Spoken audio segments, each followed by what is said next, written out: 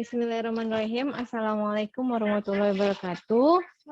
Berjumpa lagi pada mata kuliah Kalkulus 1. Kali ini kita akan pelajari sistem bilangan real. Baik, nah ini kita akan mempelajari apa sih bilangan asli itu, bilangan bulat itu, bilangan rasional, bilangan real, dan bilangan kompleks. Sebenarnya kita pelajari dulu definisi dan contohnya. Nah, nanti ketika digabung ke semuanya, nanti akan muncul gambaran seperti ini. Oke, kita kupas satu persatu. Yang pertama adalah bilangan asli atau natural numbers. Jadi, bilangan asli merupakan bilangan paling sederhana dari semua klasifikasi bilangan. Jadi, contoh bilangan asli itu nilai 1, 2, 3, 4, dan seterusnya. Dimulai dari angka 1, dan dia itu tidak ada koma-komaan, enggak, tapi langsung nilai itu aja. Gitu. Kemudian berikutnya adalah bilangan bulat atau integer number. Jadi apabila bilangan asli itu kita tambahkan nilai 0, kan tadi kalau asli kan dimulai dari 1 ya, kalau bulat ditambahkan dengan 0 dan negatifnya, maka akan menjadi bilangan bulat. Contohnya, nah ini, min 3, min 2, min 1, 0, 1, 2, 3, dan seterusnya. Seperti ini. Ini bilangan bulat atau integer. Kemudian berikutnya, bilangan rasional atau rational number.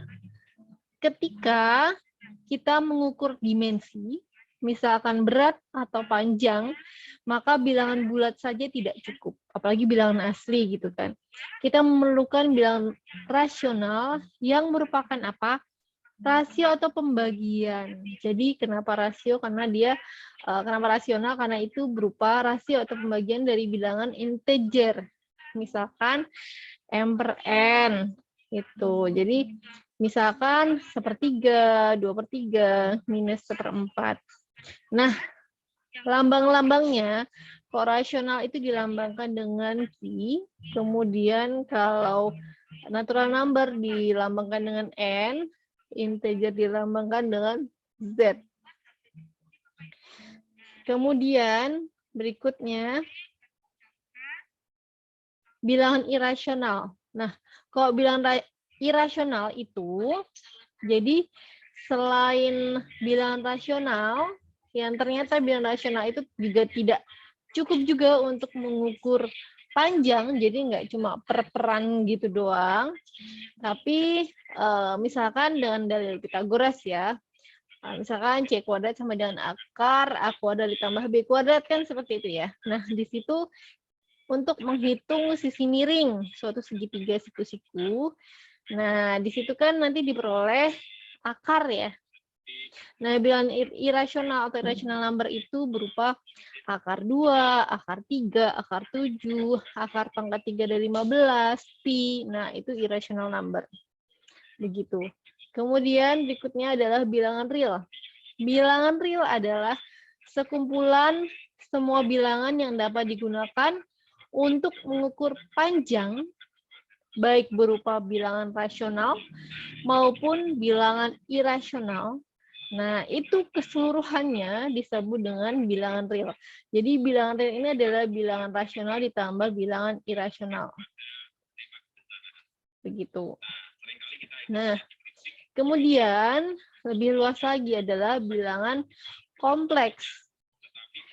Di kalkulus itu kita biasanya pakai bilangan real ya. Tapi kita dapat memperbesar dan memperluas bilangan real itu menjadi bilangan kompleks yang berupa bentuk A plus BI, di mana A dan B merupakan bilangan real dan I adalah akar dari -1. Berikutnya, sifat bilangan real. Kita berbicara dengan sifatnya. Sifatnya adalah trikotomi, transitivity, kemudian addition, dan multiplication. Dimulai dari dikotomi dulu. Jadi jika X dan Y adalah bilangan real, maka berlaku salah satu dari hubungan berikut. Misalkan X kurang dari Y, atau X lebih dari Y, atau X sama dengan Y. Seperti itu. Kemudian berikutnya adalah transitivity. Misalkan jika X kurang dari Y dan Y kurang dari Z, maka ini X ya. X itu kurang dari Z. Ini kita tuliskan aja. X kurang dari Y kurang dari Z. Nah, maka X kurang dari Z. Seperti itu gambarannya. Kemudian addition, penambahan. Jika X kurang dari Y, maka ya X kurang dari Y, maka apabila keduanya ditambahkan dengan Z, maka jadi seperti ini, X plus Z kurang dari Y plus Z. Seperti itu, addition. Jadi jika ada penambahan, berarti dia akan tetap sama, tapi dengan syarat di kedua ruas, kedua sisi. Kemudian yang keempat ada multiplication. Jadi ada pengaliannya ya. Jika Z lebih dari 0, X kurang dari Y, maka ini X kurang dari Y, maka X jika dikalikan Z dengan syarat lebih dari 0 ya. Lebih dari 0. Bukan kurang. Tadi saya salah mengucap ya. Nah, ini itu sama aja, kedua sisi dikalikan, berarti dia akan tetap sama seperti ini. Begitu. Tapi kalau misalkan kurang dari 0, maka kebalik hasilnya. Nah, kalau kurang dari 0, jadi lebih besar yang ini membalik ya. Jadi membalikkan yang ini. Begitu. Kemudian berikutnya, interval.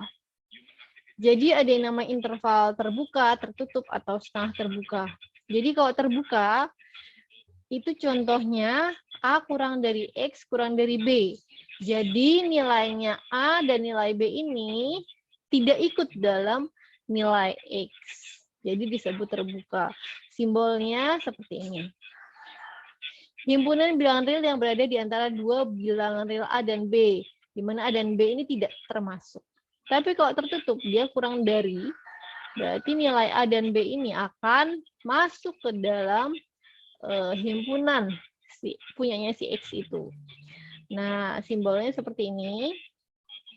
Himpunan bilangan real yang berada di antara dua bilangan real A dan B, di mana keduanya itu masuk.